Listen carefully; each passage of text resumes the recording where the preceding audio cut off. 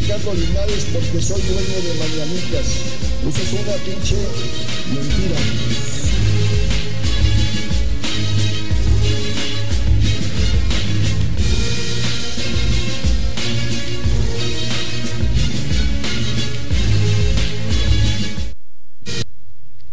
¿Qué tal? Buenos días, ya estamos aquí en su programa de Acontecer Político Matutino y el día de hoy tenemos un invitado muy pero muy especial, un amigo de hace muchos años, pero bueno, viene a darnos a conocer algo muy importante respecto a lo que es la herbolaria y respecto también a lo que él está haciendo, porque les comento que es médico homeópata también, o médico tradicional. De medicina tradicional, perdón. Entonces, bueno, Él tiene pues muchos años haciendo este tipo de trabajos. Él se ha desempeñado pues de hace muchos años porque su papá también era médico y de ahí trae esa tradición, ¿no? Bueno, pero lo presento, Leicio Fu, Leyi Torres, un amigo de hace muchos años, les digo, pero también médico muy exitoso. ¿Cómo estás? Bien, gracias Griselda, buenos días amable público, un placer estar con ustedes. Bueno, pues vamos a hablar, como les dije hace un momento, respecto a la importancia que tiene la herbolaria en este pleno siglo XXI, porque déjame decirte que hoy se han desarrollado muchísimas enfermedades, muchas, principalmente lo que es la diabetes, el cáncer, entre otras muchas más, ¿no? Que esas son las más sonadas, la obesidad, que aunque dicen que no es una enfermedad, es un gusto por ser así, y que dicen que son de pecho caído, pero bueno, yo creo que sí, también es una enfermedad. ¿Qué importancia tiene la herbolaria? ¿Por qué a estas alturas que todavía se sigue utilizando? Porque nuestros antepasados se curaban con puras hierbas. Bueno, antes que nada, vamos a comentar nuestras referencias. La primera referencia que tenemos sobre la herbolaria en México data del siglo XVI, cuando llegan los españoles, y existen códices como los de Diego de Durán, Fray Bernardino de Sahagún, uno muy importante, los cuales describen, junto con las cartas de relación de Hernán Cortés, cómo se vivía el México prehispánico. Al hablar del mercado de Tlatelolco, que era la zona de herbolarios de esa región, pues nos damos cuenta de que textualmente describen un lugar, una calle de muchas varas de largo, sí, y que esta calle tenía mucho material que le llaman simientes. Los simientes son como las pastas, así como haces el mole en pasta, bueno, esa es una simiente. Había líquido, había pasta, había planta, una gran disponibilidad de plantas. Y bueno, los cronistas de la conquista nos ilustran afirmando que pues era una cantidad enorme de productos naturistas ya elaborados o las plantas disponibles. Antonio López de Gomara es un inquisidor, es una persona que viene con la idea difícil, ¿verdad?, de meter en cintura a la fe, a los naturales de estas tierras. Y bueno, Antonio López de Gomara deja un texto que se encuentra en el libro que se llama La Farmacia Viviente, del doctor Guillermo Mendoza Castelán, de la Universidad de Chapingo, el cual se encuentra libre al parecer en internet, es importante que lo revisemos todos.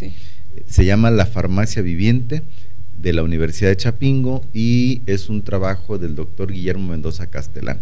Ahí, entre páginas, aparece el texto donde Antonio López de Gomara dice, con mucha claridad, un españolón medio déspota, ¿verdad? Se caracteriza por eso. En donde dice que las mujeres, los ancianos, los niños y todos en general, en su gran miseria, viven y se alimentan de plantas medicinales y que las conocen muy bien, repite él mismo, porque con ellas se curan la mayoría de sus enfermedades. Eso lo dice Antonio López de Gomara de una manera muy inocente, despótica, sin darse cuenta que a nuestros días eso se llama salud pública. Así es. La salud pública es el logro de cualquier administrador de salud a nivel social, a nivel comunidad, en donde, bueno, la idea no es que tengamos que curar mucha gente, por el contrario, que la gente no se enferme. Y ahí viene la importancia de la herbolaria. Como dice López de Gomara, los niños, los ancianos, las mujeres, los adultos conocían de la herbolaria, porque con ella se alimentaban y con ella curaban la mayoría de sus males. En el momento en que los niños hagan conciencia de que la comida chatarra en verdad tiene efectos muy negativos en el cuerpo, los niños ya no se van a enfermar. Oye, hablando de comida chatarra, hicimos lo que tú nos dijiste, ¿sí? Hicieron un cheto. Prendimos un cheto de esos que, bueno, de esas comida chatarra, ¿sí? Porque aquí mis muchachos, Ginger, Daniel, comen muchas cosas de esas. Ajá. Entonces, llegaron con sus chetos y le dije, oye, a ver, préstame uno, voy a ver si es cierto, no vaya a explotar aquí, pues. Con miedo, lo prendimos con miedo. Y si es cierto, es como si fuera el pabilo de una veladora. Así es. Sí, o sea, tiene muchísima grasa. Y no sé qué otras cosas tenga, pero bueno, el cheto, si usted lo hace, sí, no pasa nada, pero sí se enciende, perdón. Entonces, imagínese, ahí lo tiene así como si se va la luz, pues agarra sus chetos y ya tiene sus velas, ¿no? O sea, en serio, Él lo va aprendiendo. Sí. Pues bien, esa es la importancia de la herbolaria. La herbolaria se pierde. Lógicamente, Hernán Cortés comete un error muy grande. En las cartas de relación de Hernán Cortés, el rey de España, en una le dice que la situación médica como está, que con urgencia le va a mandar médicos de España a Hernán Cortés para que aquí trabajen en la Nueva España. Y Hernán Cortés comete el error de decirle al rey de España que no era necesario, sí, que los médicos que aquí había eran muy buenos. Claro. Y el error que comete es poner en la carta de relación de Hernán Cortés el texto que dice, y mejores que los de Castilla. Ándale. Entonces, bueno, eso le causa, yo creo, algún problema al rey de España, que con mayor razón manda a los médicos, y junto con los médicos y la iglesia y el santo oficio, se encargan de perseguir a los médicos tradicionales de México. Uh-huh. Y había, nos dice el doctor Guillermo Mendoza Castelán, en el libro La farmacia viviente de la Universidad de Chapingo, que había médicos de dientes, había médicos de huesos, había médicos de ojos, y que había cirugía. O sea, ya había especialidades. Claro, y que aunque la gente se curaba con herbolaria, y aunque había médicos y muchas medicinas que sacaban a la venta en ese mercado de Tlatelolco, pues la gente casi no los utilizaba. ¿Cómo crees? Así es, está en ese documento. Pero fíjate que yo digo, había enfermedades en aquella época, siempre ha habido enfermedades. Así es. Pero hoy como que se han desarrollado más por el tipo de alimentación que comemos, como lo dijiste hace un momento, por los hábitos, bueno, antes creo que se caminaba mucho más de un lado a otro, ahora no, de aquí a una cuadra vamos en carro, ¿no? Así es. Sí. Bueno, la enfermedad en sí es un desequilibrio en las funciones de los 5 órganos o de las 5 vísceras, ya sea en conjunto o de uno de ellos. Y el origen de la enfermedad, según la medicina tradicional china, es de 2 formas. Uh-huh. Por factores externos, que son los climas, las condiciones de trabajo, los accidentes, los excesos de descanso o de trabajo también, y la parte interna, o las enfermedades que se originan en lo interno por determinado consumo de alimentos. Los alimentos pueden ser causa de enfermedad, pero también, no me lo vas a creer, las emociones son causas de enfermedad. Principalmente eso. Así es. Entonces, una persona que experimenta demasiada descarga emocional va a terminar por dañar la energía, la cual tiene que nutrir y hacer que los órganos trabajen adecuadamente. ¿Pero de qué forma se podría hacer? Bueno, en la medicina tradicional china manejamos mucho que la ira pertenece al hígado. Cuando una persona experimenta un estado permanente de ira, decimos que el hígado tiene calor. Si el hígado está normal y a la persona le provocamos una crisis de ira, lo hacemos enojar, pues el hígado empieza a generar calor y es el almacén de la sangre. Entonces el hígado que guarda la sangre la va a guardar caliente, y lo caliente sube, prende un cerillo y la lumbre siempre va para arriba. Claro. Lo caliente sube. Entonces el hígado, cuando tiene la sangre caliente, además de que la persona se hace iracunda, muy enojona, puede subir sangre caliente a la cabeza y romper los vasos sanguíneos. Así se origina. Y eso sería poco a poco, conforme, vayas teniendo ese tipo de problemáticas, ¿no? Empiezan con dolor de cabeza, ardor de ojos, síntomas de calor a la cabeza. Empiezan por mareo, vértigo, en ocasiones pueden tener palpitaciones en la cabeza, zumbido de los oídos, que son síntomas de inflamación de los vasos del cráneo. Ya en un estado más grave, bueno, pues o se rompen, que es el evento o el accidente vascular cerebral, donde hay un derrame de la corteza cerebral, o puede ser también calor que sube a la cabeza, que provoca derrame ocular o sangrado de la nariz. Que en ocasiones se ve las venitas, ¿no? Rotas, ¿no? Pero la constante es la irritabilidad de la persona, que la persona se hace o es demasiado irritable. Y eso prácticamente viene, como dices tú, a tener una enfermedad en cuanto, como dices, viene acabando con su energía, su propia energía de la persona, y empieza con eso que es, a lo mejor posiblemente puede ser el cáncer, ¿no? Bueno, el cáncer es un poquito más complicado. El cáncer tiene connotaciones de origen hereditario, hay cierta predisposición genética para padecer un cáncer, y lógicamente la deficiencia de nutrientes nos va a llevar al cáncer. Cuando no tenemos todos los elementos de nutrición celular, las células no tienen para copiarse adecuadamente, y entonces empieza a haber copias con deficiencias, pequeñas deficiencias, que a la vuelta del tiempo se van a convertir en un tejido cancerígeno. Por otro lado, la actividad viral es una garantía de cáncer.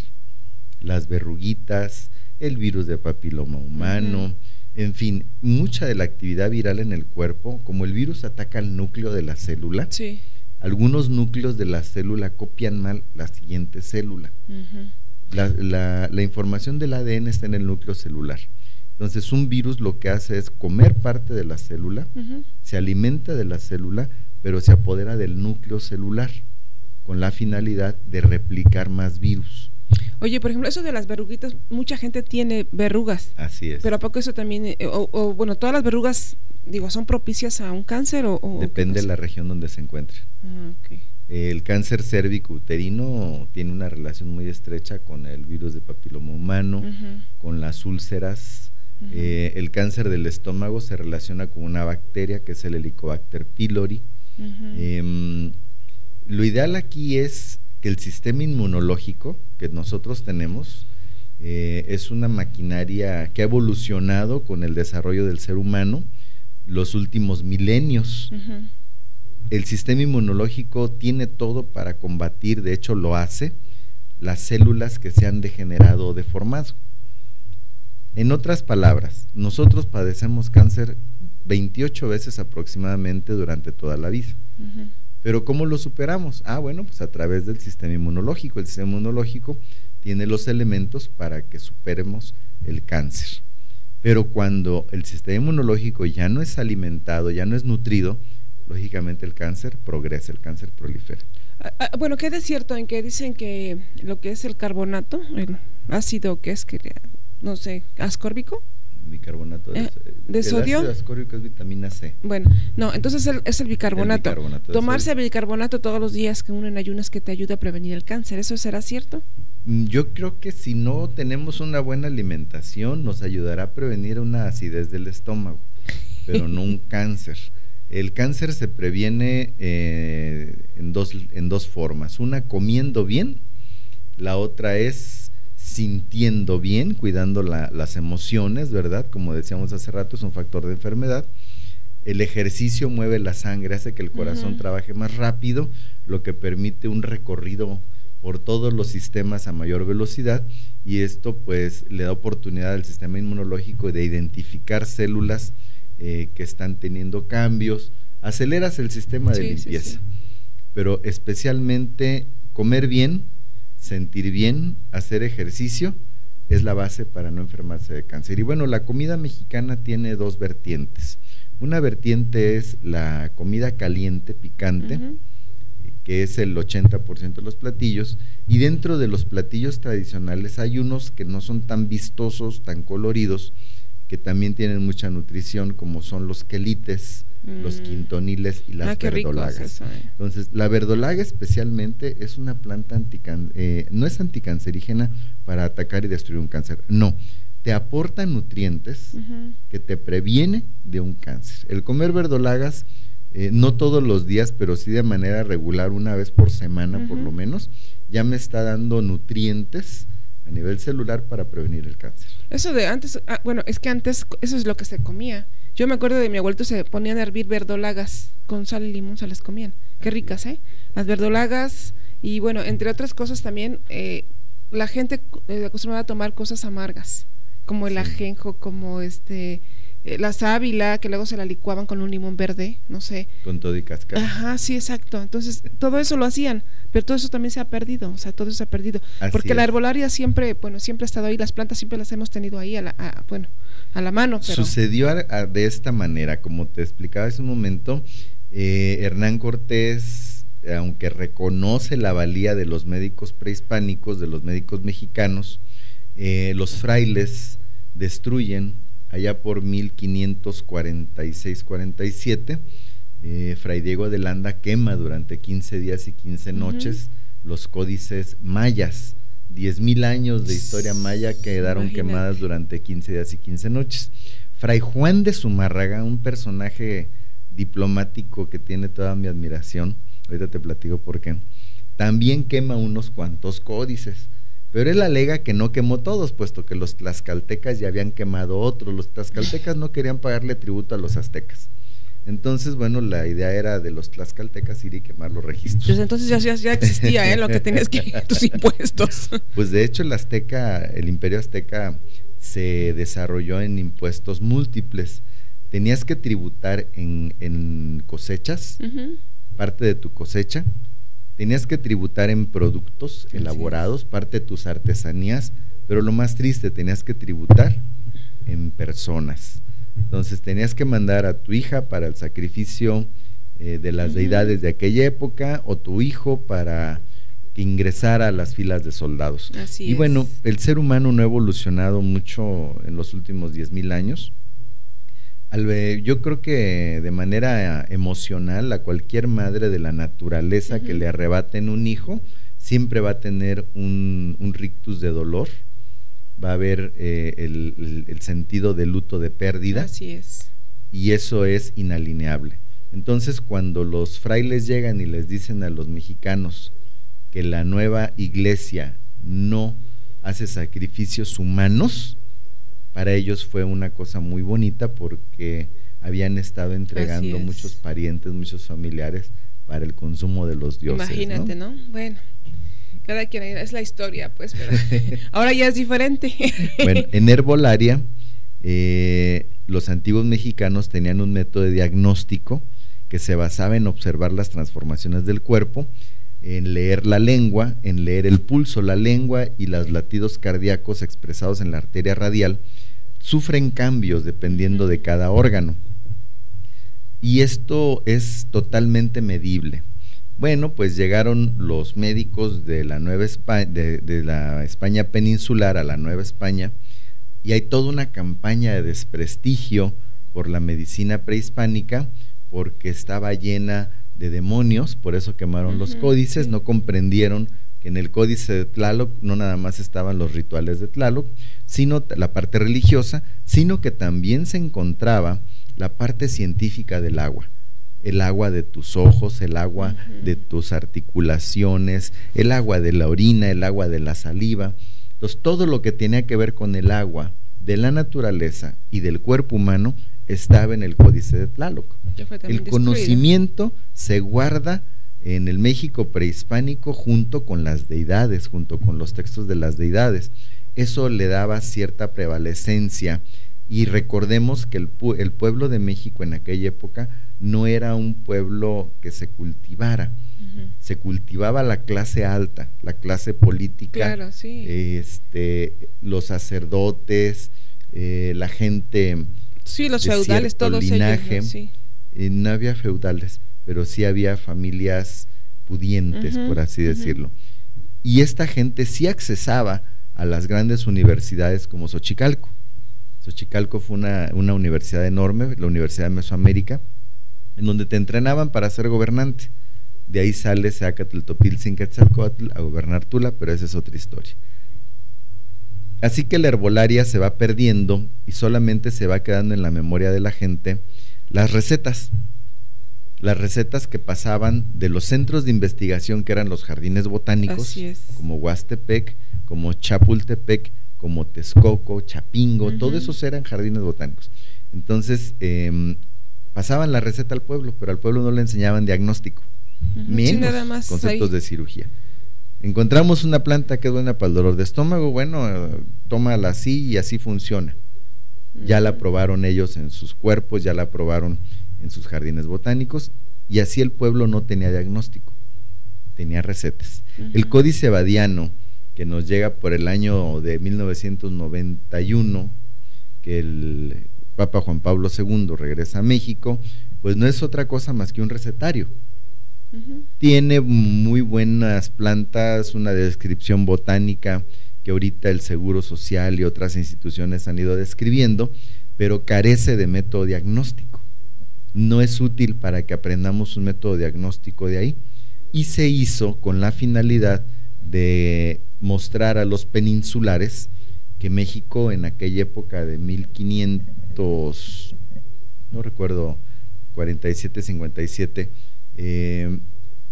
venían peninsulares y había que demostrarles, bueno, que no eran tan animales esos seres que vivían aquí, naturales de esas tierras, y bueno, se hace el Códice Badiano. Martín de la Cruz, el médico de Tlatelolco precisamente, algunos dicen que también era de Xochimilco, escribe cómo curar las enfermedades que los españoles conocían, con las plantas mexicanas, dibujan, y Juan Badiano, el abad que andaba por ahí, transcribe al latín, y ese es el Códice Badiano.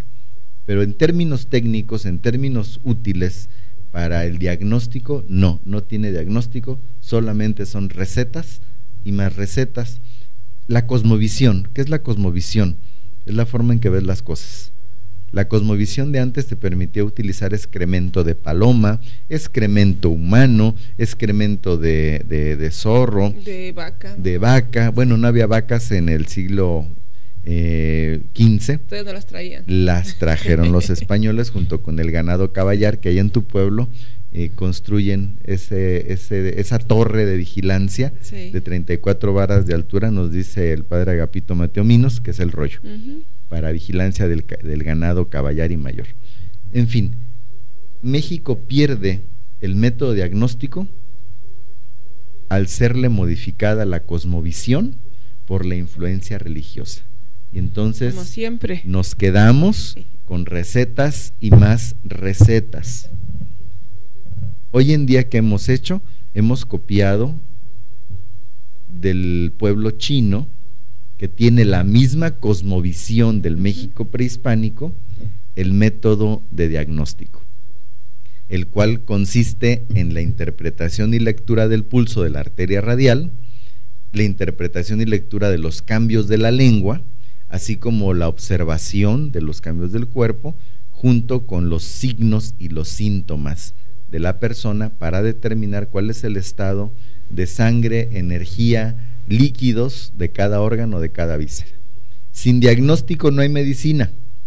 La herbolaria es una herramienta, la acupuntura es una herramienta, el masaje es una herramienta. Oye, ¿cómo se lee la lengua? O sea, ¿cómo? Porque digo, pero tú la tienes adentro, ¿y cómo la lees? Bueno, le pedimos al paciente que primero que pase saliva, que saque la lengua, y vamos a hablar, por ejemplo, de dos lenguas contrarias para que podamos entenderlas. Y no hablamos de comadres enemigas.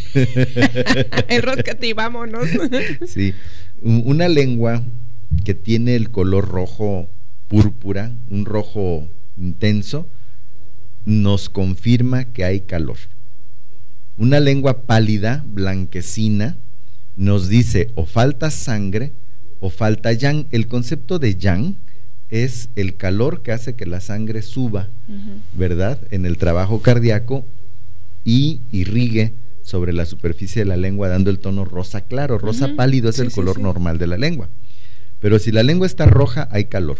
Si la lengua está pálida y hay síntomas de frío, hay deficiencia de yang. Pero si está pálida y hay síntomas de debilidad grave, pulsos muy delgaditos, la persona no tiene sangre, tiene debilidad en la sangre. ¿Se cree que está viva? Sí, está viva, pero con mucha debilidad de sangre. ¿En quién podemos observar esas lenguas rojas? En las personas hipertensas, en las personas que tienen ansiedad, calor, irritabilidad, ojos rojos, cara roja, que se han expuesto al calor exterior o que consumen muchos alimentos calientes, como el picante. Hay gente que te dice, no, yo sin picante no como nada. Entonces esa gente a la larga va a desarrollar calor, su lengua va a ser roja. La lengua violácea es frío y la lengua temblorosa es viento. El concepto de viento mexicano, cuando vamos a cualquier pueblito y por ahí a alguien le duele la cabeza de repente o le tiembla un ojo, dicen las señoras, tállale con albahaca o con ruda porque tiene un aire, le dio un aire. En la medicina tradicional china, el concepto de viento es todo aquello que se mueve solo en tu cuerpo. Como el aire que al pasar por las hojas de los árboles las mece. Sí, claro. Así es como lo ves, entonces todo lo que se mueve solo es aire. Pero cuando un aire viene muy fuerte y tumba el árbol, se llama golpe de viento. En el cuerpo humano empieza por aire aquello que se mueve solo, un dolor que camina. Pero de repente sí, a veces el ojo como que te brinca solito. Ese es un mira aire. cómo me está temblando el ojo, ¿no? Así. Ese es un aire. Pero cuando le da la parálisis facial en donde ya no se mueve, ya es un golpe de viento. Y el viento en el cuerpo se produce igual que en la naturaleza. ¿Cómo se fabrica el viento en la naturaleza? Es el choque de una masa de aire frío con una masa de aire caliente.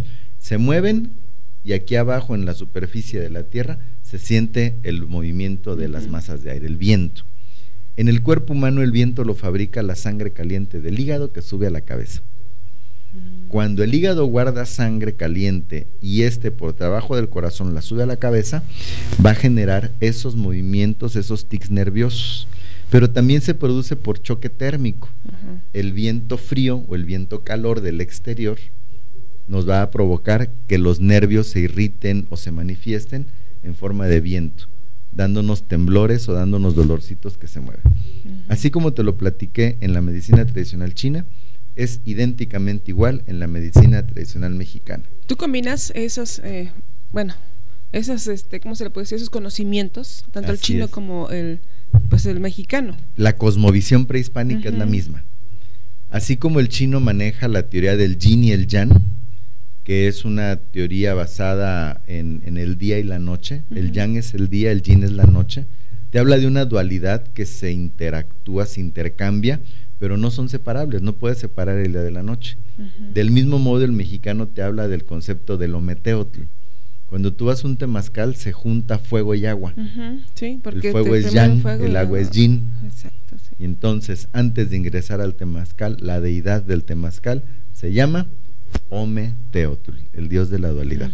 Entonces esta cosmovisión de esa dualidad contraria e indivisible e inseparable como el día y la noche es parte de las bases del diagnóstico. Aunque es un rollo teológico de la teología y la filosofía china y también de la teología y la filosofía mexicana, ahí demostramos la misma cosmovisión. Ellos veían el universo igual, en el mismo sentido. México y el mexicano tiene la idea de ser el centro del mundo. La palabra chino no es otra cosa más que una deformación de su pronunciación original, que es Zhongguo. Eso quiere decir chino, Zhongguo, que quiere decir el que vive en el centro del mundo o el del centro del mundo. Entonces los chinos también se creen que están en el centro del mundo. El México prehispánico te habla de que el hombre es parte latente del universo, y el chino también te dice lo mismo. El hombre es una parte latente del universo. O sea que coinciden en varias cosas. Las coincidencias son enormes. Para poder interpretarlas necesitamos conocer un poquito de nuestra mexicanidad y un poquito de la cultura china. Si solamente conocemos una, bueno, nos puede quedar corta la otra. Y tener aquellos códices que destruyeron, ya ven. Bueno, Fray Diego de Landa fue llamado a España después de la quema de códices. Le pusieron una santa regañada, no sé si llegó a Italia, pero España sí. Y regresó con la cola entre las patas para dedicar su vida a reconstruir la información de Yucatán. Y sobreviven 6 códices de los códices mayas.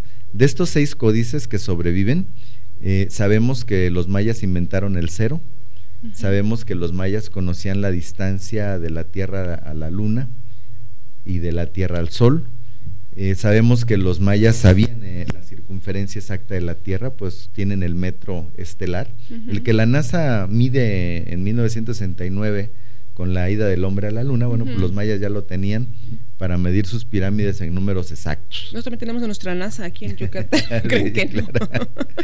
Así es. Pero, oye, a ver, vamos a hacer un corte comercial, ¿sí? Y vamos a regresar con más respecto, pues, a la acupuntura, que mucha gente, bueno, la escucha, pero no sabe qué es. En realidad, qué es la acupuntura y hasta dónde puede llegar a curarte, o hasta dónde puede llegar, pues, esto que es también ese tradicional, es chino, ¿no? La acupuntura, así es, ¿no? Es china, ¿no? La acupuntura es china, pero en el códice mendocino hay un personaje que le están punzando el cuerpo con espinas de maguey.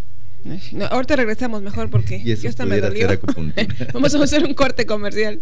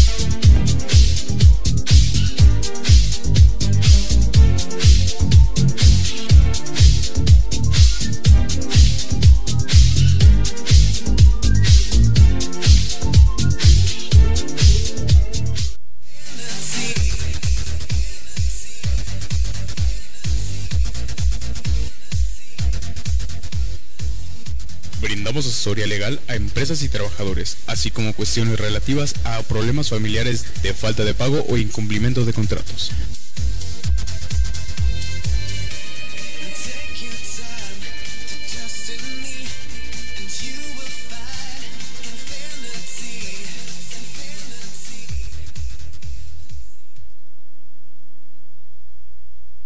Porque la educación es la base del ser humano, la Casa de los Pollitos te ofrece maternal, kinder y ahora preescolar.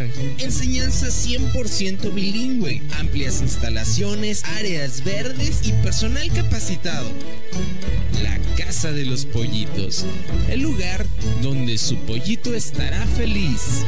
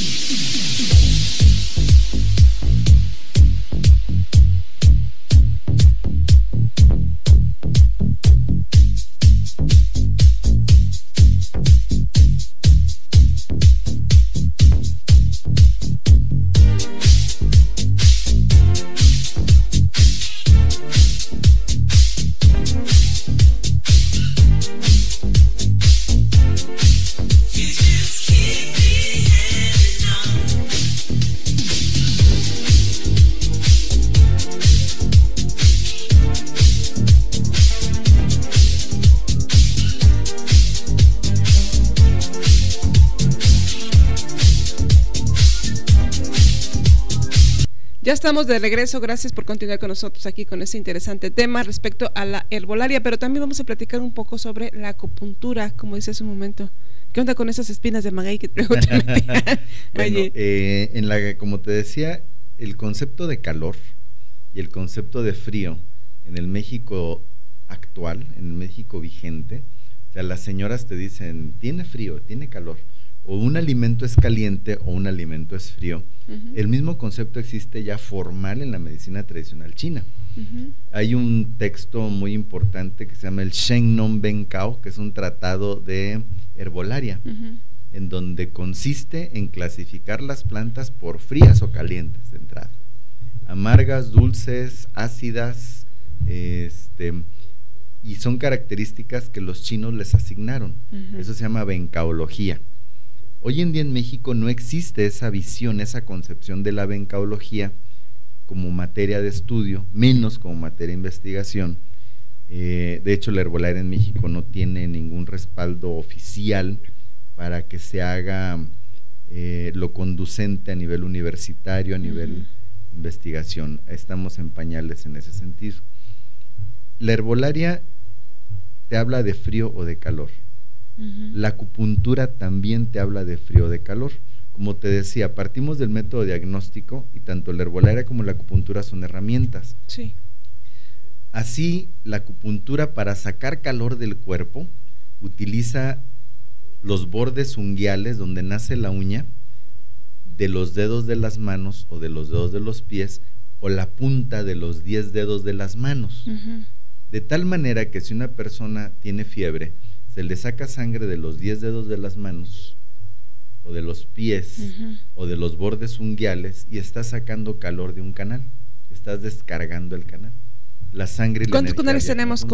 ¿Tenemos cuántos canales? Canales son 12 canales, se dividen en 6, 5 corresponden a órgano, 5 corresponden a vísceras, pero tenemos al Sanjiao, que es una ruta de agua, y al pericardio, que es la bolsita que envuelve al corazón, también con canales. Eso nos da los otros 2.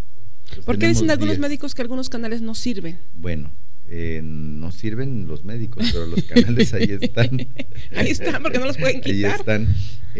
Son 12 canales principales y 2 que se llaman canales extraordinarios, los que vamos a encontrar en el cuerpo. El Renmai, que va de genitales hacia arriba, y el Dumai, genitales anteriores, el Renmai. Y el Dumai viene por la espalda, desde la punta del coxis hacia arriba da el primer punto, y sube dando vuelta hasta el frenillo superior de la boca, mientras que el Renmai viene en ascenso por el lado frontal hasta el frenillo inferior de los labios. ¿Sí? Esos son los 14 canales principales, y en el cuerpo tenemos en canales más de 378 puntos de acupuntura. Imagínate. Hay canales muy largos, como el canal de vejiga, que inclusive se divide en 2 ramas, en la espalda, que tiene 67 puntos. El canal del estómago, que tiene 44, 45 puntos. Y hay canales cortitos con 9 puntos, como el de corazón, que va en el brazo. Y bueno, la acupuntura, su importancia es en que no necesitas ingresar al cuerpo elementos. Puedes estimular los puntos de la acupuntura con agujas, con masaje o con métodos de presión, como son los balines, como son las semillitas, muy de moda en la auriculoterapia, que es realmente nueva. La auriculoterapia, más que ser una propuesta china, es una propuesta francesa. Los franceses son quienes desarrollan más la auriculoterapia en la escuela de Noguier, allá en la ciudad de Lyon. Así es, Lyon, no es León, es Lyon, en la Francia. Muy Lyon. Y que bueno, está basada en las teorías de la medicina tradicional china, pero es un concepto francés.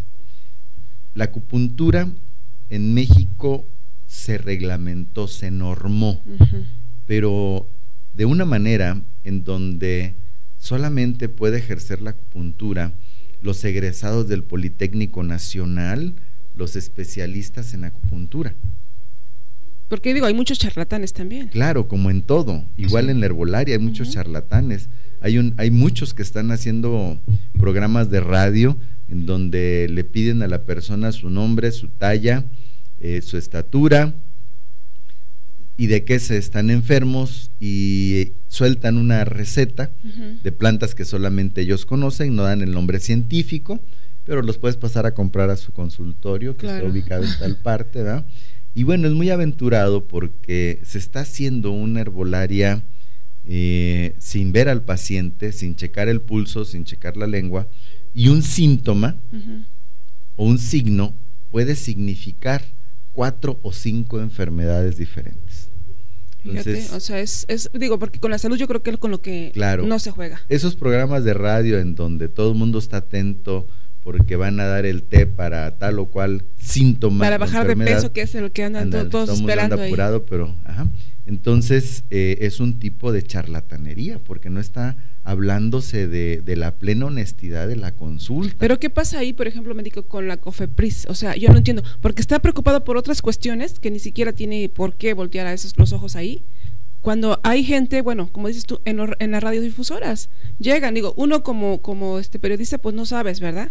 Claro. Yo a ti porque te conozco de hace muchos años, sí sé, ¿no? Tu trayectoria, pero hay gente que, a ver, pásale, porque pues es el médico que sabe todo, ¿no? Órale, y ahí estás. Aquí se paga el tiempo, ellos compran tiempo de radio para hacer un programa donde la gente participa muy animosamente, y bueno, los que sabemos de medicina creemos que no es honesto hacer una receta solamente con el nombre, el peso y los síntomas, cuando sabemos de sobra que los síntomas pueden variar de una persona a otra independientemente de la talla y del peso. Un síntoma te puede estar hablando de 2 o 3 enfermedades diferentes. Y que bueno, eso es un tipo de charlatanería. O sea, aquí pues en ni China. Que fueras brujo, digo, bueno, yo creo que ya ni eso, pero bueno. Lo peor, otro personaje de radio por allá en la zona sur, tiene ya su tiempo de aire y todo pagado y asusado inclusive por la radiodifusora, de una planta que no da el nombre científico, una planta que él está usufructuando, con un nombre que él mismo le inventó junto con el dueño de la radio, a lo mejor, no sé, pero que le dan atribución de que cura todo. Hombre. Una planta que cura infinidad de males. No, pues ya le hubieran comprado la patente, ¿no crees? El señor que la manejó durante muchos años, que en paz descanse, pues llevaba a la gente a que diera testimonio, cómo se sintió con la planta, en fin. Sin embargo, volvemos al principio, no existe una planta que sea un curalotoso. Así es. Existen muchas plantas que te van a favorecer a que recuperes tu salud, y de entrada debes llevar una dieta. Sí, pues es como dicen, es un plus. Así es. Entonces, ese es otro tipo de charlatanería. ¿Por qué? Porque no se está haciendo la investigación correcta del estado real y verdadero del cuerpo, que para eso es el diagnóstico. Por supuesto. En la acupuntura el diagnóstico se hace igual que en la herbolaria. Debe saber leer el pulso, interpretar los cambios del pulso, y debe de saber interpretar la lengua y las transformaciones de la lengua, en donde mides la cantidad de sangre que tiene el paciente, la cantidad de energía, la cantidad de líquidos corporales, y a partir de ahí determinas cuál es la mejor técnica a utilizar, acupuntura, herbolaria o masaje. Esa es otra virtud, ¿no? El masaje también, que también tú das cursos también para capacitar a la gente, ¿no? Actualmente a través de la Asociación Civil Azultic, y en convenio Azultic con la Universidad del Estado de Morelos, nos ha permitido ser profesor de la asociación, y ahí estamos otorgando curso taller de acupuntura, ahí es diplomado de acupuntura, de masaje, tuina. El masaje tuina es un masaje que se hace sobre puntos y canales de acupuntura para adultos, y el tuina pediátrico es muy especial porque sirve para estabilizar el cuerpo del niño, y el niño no tiene canales. Hasta los 7 años en las niñas se abren los canales. Fíjate. Y hasta los 8 años en el niño se hacen los canales. Mientras los tiene concentrados en las manos, en algunas regiones de la espalda, del pecho y de las piernas. Una pequeña región en la cara interna de la pierna se llama Jimen, es una región que te maneja todo lo relacionado con la orina. La región de las manos, en relación a un masaje del pulgar hacia el meñique, puede provocar diarrea, y del meñique hacia el pulgar puede provocar estreñimiento. ¿Por qué? Porque estás moviendo la energía de los canales que están conservados en las manos. El tuina pediátrico en China se ocupa en los hospitales, el masaje en China se ocupa en los hospitales, la acupuntura en China se ocupa en los hospitales, y la herbolaria en China se ocupa en los hospitales. Es importante eso, ¿no? Porque digo, hay que combinar la alópata, la medicina alópata, pues con lo tradicional, ¿no? Así es. Bien llevados, las dos medicinas hacen que el paciente pueda recuperar más rápido su estado de salud, y podemos medir un poco o un mucho la cantidad de intoxicación que se le está dando al paciente con la medicina alópata. Así es. Que siempre tiene efectos colaterales. Y si no me crees, abre el libro, el Vademecum, y ahí está todos los efectos colaterales de un medicamento. Oye, pero me imagino que tienes ya agenda llena para dar este tipo de cursos, de diplomados. Y bueno, no nada más aquí en Morelos, yo creo que sales a varios estados de la República. Estamos cubriendo, soy asesor técnico de la Comisión Nacional Forestal a nivel nacional, entonces cubrimos toda la República Mexicana con la CONAFOR. A nivel de ejidos, los ejidatarios solicitan a la CONAFOR el curso de capacitación que se llama así, la farmacia viviente, y bueno, hacemos todo el trabajo para ingresar las solicitudes a la Comisión Nacional Forestal y ir llevando el seguimiento. Es un concurso, concursamos, ya si hay recursos y toda la propuesta técnica reúne los requisitos, se nos concede ir a capacitar ese ejido. El curso de herbolaria consiste en método de diagnóstico. Sí. Sí enseñamos diagnóstico. ¿Qué es lo principal? Sí, claro. Así es. Las características principales de las plantas de cada ecosistema, de cada región. La herbolaria es regional. No es cierto que tenga yo que ir por Huereque hasta Sonora. Aquí hay plantas que sirven para bajar la glucosa en la selva baja caducifolia. La semilla del sopilote, ¿no? La semilla de sopilote, que es un tipo de caoba precisamente, el sopilote. La tronadora, que aquí tenemos hasta en los jardines, tenemos en la calle. Ese arbusto de flores amarillas con vainitas que truenan, que es un regulador de la glucosa y que ya está en fase experimental también en la Universidad de Chapingo. Es un trabajo de investigación muy formal. Bueno, el curso de herbolaria lleva diagnóstico, características de plantas, diseño de una farmacia viviente, cómo puedes tener un jardín botánico para que no andes buscando las plantas fuera de tiempo, cómo se maneja la planta ya seca, y les enseñamos a fabricar champú, jabón, pomada y las técnicas de la microdosis, que es toda una teoría muy especial del rollo de la microdosis, pero de ahí vienen las gotitas que venden en las tiendas naturistas, que se relacionan con los activos de la planta. Todo eso es el curso taller de herbolaria. En el curso de masaje vemos 25 técnicas de masaje tuina. Cada técnica tiene un uso diferente y sus variables, en realidad son como 70. Y vemos el tuina pediátrico, cómo curar a los niños con masaje. Vemos 16 técnicas de quiropraxia, cómo corregir la columna, las articulaciones de una manera sencilla, lógica y sin riesgo de lastimar al paciente. El sentido común es muy importante y el masaje es un acto de amor. No vamos a... Por eso es importante que se aplique en los hospitales. Claro. De hecho, con el masaje recuperas más rápido una lesión osteoarticular. Una cirugía de lo que quieras sale más rápido con masaje. Claro, no se da sobre la cirugía. Por supuesto. Se buscan puntos, canales de acupuntura, regiones periféricas. Y se favorece mucho la circulación, en fin.